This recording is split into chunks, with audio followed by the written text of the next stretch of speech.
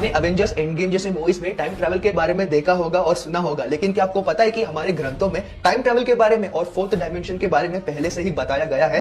देख रहा है विनोद किस तरीके से अनवेरिफाइड साइंस का इस्तेमाल करते हुए अपने क्लेम को सपोर्ट किया जा रहा है, जो आइंस्टाइन के थियरी ऑफ रिलेटिविटी से भी कनेक्ट करता है। पहली चीज तो टाइम ट्रैवल के बारे में जानने के लिए मार्वल की मूवी सबसे वर्स्ट आइडिया है।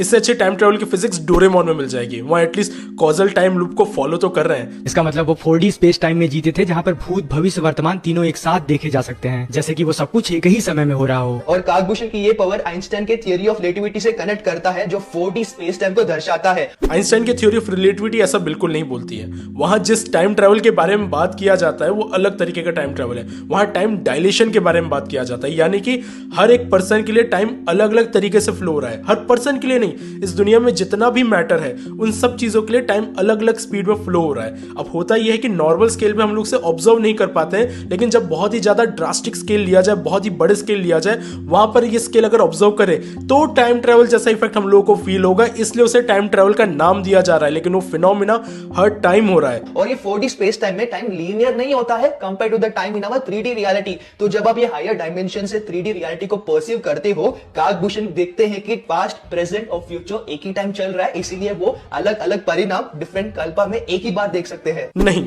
जनरल थ्योरी ऑफ रिलेटिविटी ऐसा बिल्कुल नहीं बोलती है।